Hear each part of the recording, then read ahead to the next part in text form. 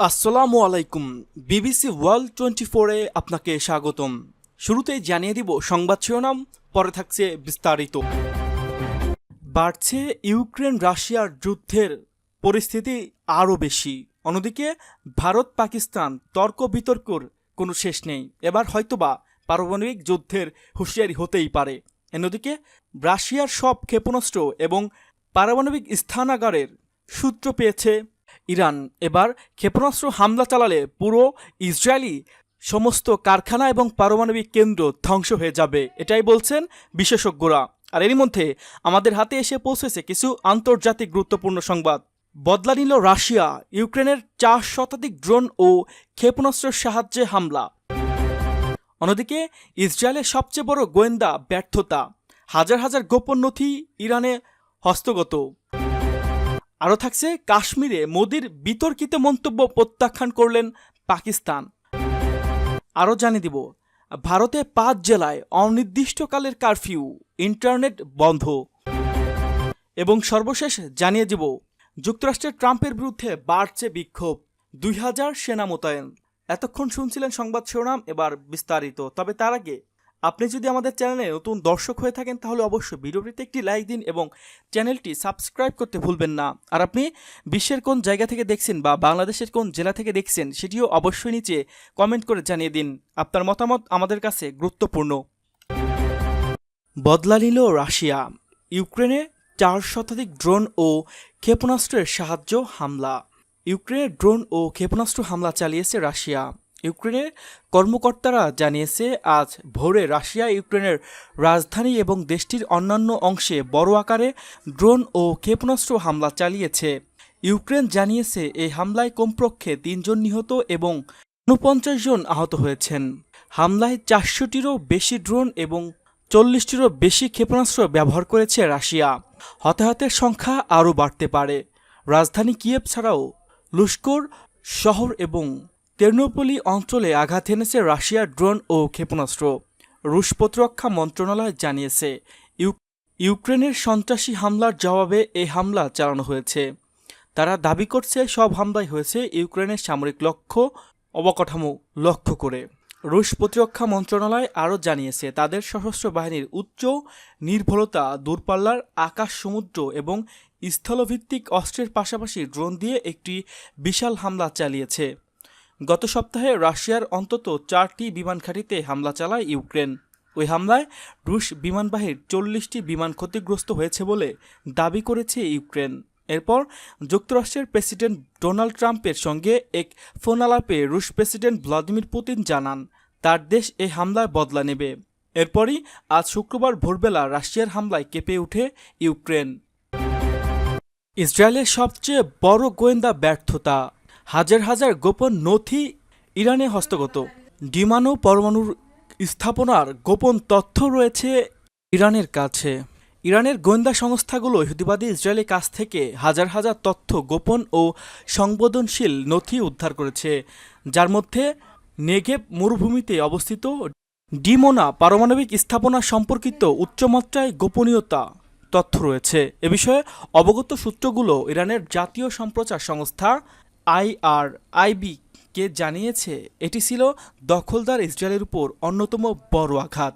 সূত্রগুলো আরও জানায় যদি ওই গোপন অভিযানটি কিছু সময় আগেই সম্পূর্ণ হয় তবে বিপুল পরিমাণ নথিপত্র এবং সেগুলো নিরাপদে ইরানের পৌঁছে দেওয়ার প্রয়োজনীয়তার কারণে সংবাদে গোপন রাখা হয়েছিল, তাতে সেগুলো নির্ধারিত সুরক্ষিত স্থানে নিরাপদে পৌঁছাতে পারে।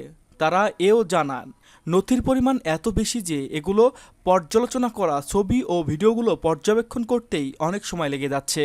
ইসরায়েলি কর্তৃপক্ষ গুপ্তচর বৃত্তির অভিযোগে 2 জনকে গ্রেপ্তারের ঘোষণা দেয় 2 সপ্তাহ বেশি সময় পর এই তথ্য ফাঁসের ঘটনা ঘটল। ইসরায়েল পুলিশ ও গোয়েন্দা সংস্থা শিন বেত 20 মে দেওয়া এক যৌথ বিবৃতিতে জানানো হয় রয় মিজহারি ও আলমোগ আতিয়াস নামে 24 বছর বয়সী 2 তরুণকে এপ্রিলের শেষের দিকে গ্রেপ্তার করা হয়। তাদের বিরুদ্ধে তারা ইরানের হয়ে গুপ্তচর বৃত্তিমূলক তথ্য সংগ্রহ করছিল। ইসরায়েলি কর্মকর্তা দাবি করছেন ওই 2 ব্যক্তি দখলকৃত দক্ষিণাঞ্চলে কফার আহিম এলাকায় ইসরায়েলি প্রতিরক্ষামন্ত্রী ইসরায়েলের কাটুসকে অনুসরণ করছিল। উল্লেখ্য, গত কয়েক সপ্তাহ আগে ইসরায়েলি কর্তৃপক্ষ ইরানের পক্ষে গোয়েন্দা তৎপরতা চালানোর অভিযোগে 2 ব্যক্তিকে গ্রেপ্তার করার ঘোষণা দিয়েছে। তবে ইরানি সংবাদ মাধ্যম দাবি, এই গ্রেপ্তার ঘটনা নথি হস্তান্তর সম্পূর্ণ হওয়ার পরেই ঘটেছে। কাশ্মীরে মোদির বিতর্কিত মন্তব্য প্রত্যাখ্যান করল পাকিস্তান। পেহেলগাম হামলার পর প্রথমবারের মতো ভারত নিয়ন্ত্রিত কাশ্মীরে সফরে গিয়ে ভারতের প্রধানমন্ত্রী নরেন্দ্র মোদী পাকিস্তানকে লক্ষ্য করে যে মন্তব্য করেছেন তাকে ভিত্তিহীন ও বিভ্রান্তিকর আখ্যা দিয়ে জোরালোভাবে প্রত্যাখ্যান করেছেন পাকিস্তান। শুক্রবার এক বিবৃতিতে পাকিস্তানের পররাষ্ট্র দপ্তর জানায়, ভারতের প্রধানমন্ত্রী নরেন্দ্র মোদীর বক্তব্য কেবল রাজনৈতিক প্রোপাগান্ডা। এই মন্তব্য আন্তর্জাতিক সম্প্রদায়ের দৃষ্টি কাশ্মীরের চলমান মানবিক লঙ্ঘন থেকে সরিয়ে দেওয়ার একটি প্রচেষ্টা। এ খবর দিয়ে অনলাইন ডন ভারতীয় গণমাধ্যমগুলো খবরে বলা হয়, প্রধানমন্ত্রী মোদী আজ কাশ্মীর সফরে গিয়ে একটি গুরুত্বপূর্ণ রেললাইন উদ্বোধন করেন এবং সেখানে বক্তব্য রাখতে গিয়ে বলেন, পাকিস্তান কেবল কাশ্মীর আর মানবতাকেই আক্রমণ করেনি, সে দরিদ্রের রুটি রোজিও শত্রু। তিনি আরও বলেন, কাশ্মীর উন্নয়নের পথে কেউ বাধা দিলে তাদের আগে মোদির মুখোমুখি হতে হবে। পাক পররাষ্ট্র মন্ত্রণালয়ের বিবৃতিতে বলা হয়, কাশ্মীর এখনও একটি আন্তর্জাতিকভাবে স্বীকৃতি বিরোধপূর্ণ অঞ্চল, যার চূড়ান্ত মর্যাদা নির্ধারিত হবে জাতিসংঘ নিরাপত্তা পরিষদের প্রস্তাব ও কাশ্মীর জনগণের ইচ্ছার ভিত্তিতে। বিবৃতিতে আরও বলা হয়, ভারত অধিকৃত কাশ্মীরে যে উন্নয়নের দাবি করা হচ্ছে তা নিছক ঢাকঢোল। বাস্তবে অঞ্চলটিতে নজিরবিহীন সামরিক উপস্থিতির, মত প্রকাশের স্বাধীনতায় দমন পীড়ন, নির্বিচার গ্রেপ্তার এবং আন্তর্জাতিক আইনের পরিপন্থীভাবে জনসংখ্যার কাঠামো বদলে দেওয়ার চেষ্টা করছে। ভারতের 5 জেলায় অনির্দিষ্টকালের কারফিউ, ইন্টারনেট বন্ধ। ভারতের 5 জেলায় অনির্দিষ্টকালের জন্য কারফিউ জারি করা হয়েছে। এছাড়া সব জেলায় ইন্টারনেট সেবা বন্ধ করে দিয়েছে সরকার। 8 জন ভারতীয় সংবাদ মাধ্যম দ্য হিন্দুর এক প্রতিবেদনে এ তথ্য জানানো হয়েছে। প্রতিবেদনে বলা হয়েছে, ভারতের মণিপুরে বিষ্ণুপুর জেলায় অনির্দিষ্টকালের জন্য কারফিউ জারি করা হয়েছে। এছাড়া কাকচিং, থৌবাল, ইম্ফল পূর্ব ও ইম্ফল পশ্চিম এই 4টি উপত্যকা জেলায় 4 বা ততোধিক ব্যক্তির সমাবেশ নিষিদ্ধ করা হয়েছে। শনিবার রাতে এই নির্দেশনা জারি করা হয়েছে। ইম্ফল পশ্চিম জাতীয় তদন্ত সংস্থা এবং মণিপুর পুলিশের যৌথ দল কর্তৃত্ব আরামবাই তেলেঙ্গুল সদস্য কানন মোতাইকে গ্রেপ্তারের ফলে সৃষ্টি উত্তেজনার জেরে এ নির্দেশনা দেওয়া হয়েছে। সরকারি আদেশে বলা হয়েছে, 5টি জেলার 5 দিনের জন্য ইন্টারনেট পরিষেবা স্থগিত করা হয়েছে। পুলিশের এক কর্মকর্তা জানান, এটি সেনাপ্রধান বলে পরিচিত কানন মেতেইকে শনিবার রাত 9টা 40 মিনিটে এনআই গ্রেপ্তার করে।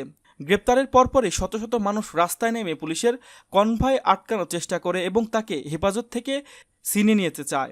ঘটনাস্থলটি ইম্ফল পশ্চিমে কোয়াকিথেল এলাকার কাছে ঘটে। এ সময় জনতাকে ছত্রভঙ্গ করতে পুলিশ গুলি চালায়। যুক্তরাষ্ট্রের ট্রাম্পের বিরুদ্ধে বাড়ছে বিক্ষোভ, 2000 সেনা মোতায়েন। যুক্তরাষ্ট্রের ট্রাম্প প্রশাসনের নীতির বিরুদ্ধে ভয়াবহ আকার ধারণ করছে বিক্ষোভ। দেশটির লস অ্যাঞ্জেলসে দ্বিতীয় দিনের মতো চলছে বিক্ষোভ। পরিস্থিতি নিয়ন্ত্রণে অতিরিক্ত 2000 সেনা মোতায়েন নির্দেশ দিয়েছেন মার্কিন প্রেসিডেন্ট ডোনাল্ড ট্রাম্প। 8 জন ভারতীয় সংবাদ মাধ্যম আনন্দবাজার এক প্রতিবেদনে এ তথ্য জানানো হয়েছে। প্রতিবেদনে বলা হয়েছে, ক্যালিফোর্নিয়া, লস অ্যাঞ্জেলসে ক্রমেই বিক্ষোভ বাড়ছে। ট্রাম্পের অভিবাসন নীতির বিরুদ্ধে শহরের শত শত মানুষ রাস্তায় নেমে এসেছে। শুক্রবার থেকে এ বিপক্ষে হয়ে শুরু হয়েছে। শনিবার এ বিক্ষোভ গোটা শহর রণক্ষেত্রে পরিণত হয়। পরিস্থিতি নিয়ন্ত্রণে 2000 সেনা মোতায়েনের নির্দেশ দিয়েছে প্রেসিডেন্ট ট্রাম্প। যুক্তরাষ্ট্রে বসবাসকারী অবৈধ অভিবাসীদের চিহ্নিত করতে পদক্ষেপ শুরু করেছে ট্রাম্প প্রশাসন। দেশটির লস অ্যাঞ্জেলস সহ ক্যালিফোর্নিয়ার বিভিন্ন এলাকায় কয়েকদিন ধরে মার্কিন অভিবাসন এবং শুল্ক দপ্তর কর্মকর্তারা অভিযান শুরু করেছে। এ সময় ব্যাপক ধরপাকড় করা হয়েছে। শুক্রবার থেকে এখন পর্যন্ত অন্তত 118 জনকে গ্রেপ্তার করা হয়েছে। এই অভিযানের বিরুদ্ধে রাস্তায় নেমে এসেছে অভিবাসীরা। হোয়াইট হাউসের প্রেস সেক্রেটারি ক্যারোলিন লেভিট জানান, প্রেসিডেন্ট ডোনাল্ড ট্রাম্পের লস অ্যাঞ্জেলসের আইনশৃঙ্খলা পরিস্থিতি সামলা দিতে একটি নির্দেশিকা স্বাক্ষর করেছেন। এতে 2000 সেনা মোতায়েনের নির্দেশনা দেওয়া হয়েছে।